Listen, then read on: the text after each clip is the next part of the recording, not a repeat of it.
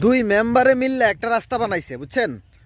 এখন রাস্তা বানানোর পরে দুই মেম্বার ঝগড়া লেগে গেছে যে কার নাম দিব। হে কইতেছে আমার নাম দেও, বল্টু মেম্বার কইতেছে আমার নাম দেও, মুরগি কবির মেম্বারে কইতেছে আমার নাম দেও, বিসি মানিক মেম্বারে কইতেছে আমার নাম দেও। বুঝছেন নি? এই মুহূর্তে এই রাস্তা দিয়ে একটা কুত্তা যাইতেছে। কুত্তাটা কি হয়েছে? গাড়ির তেলে ফিরে মরে গেছে গা। এখন মানুষের নাম পালাই দিছে কুত্তা মারা রাস্তা। বুঝছেন? বিসি মানিকের নামও দিছে না, মুরগি কবিরের নামও দিছে না, না দিয়া দিছে কি কুত্তা মারা রাস্তা। মানে নাম পড়ে গেছে সারা বাংলাদেশে কুত্তা মারা রাস্তা। বুঝছেন নি?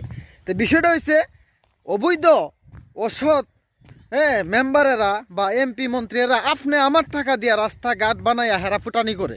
কথা কি বুঝতে পারছেন? আপনি আমার ট্যাক্সের টাকা, আপনি আমার গামে জোড়া টাকা, আপনি আমার টাকা দিয়া এরা কি করে ফুটানি করে এবং নিজে অসৎ পথে উপার্জন করে। আপনি আমার টাকা তাদের পকেটে ঢুকায়।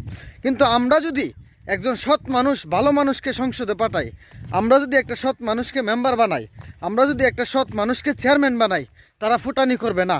তারা আমাদের টাকায় সুষ্ঠুভাবে তারা কি করবে? কাজ করবে, আমাদের উন্নয়ন করবে। এই দেখেন রাস্তার কি অবস্থা। বুঝছেন?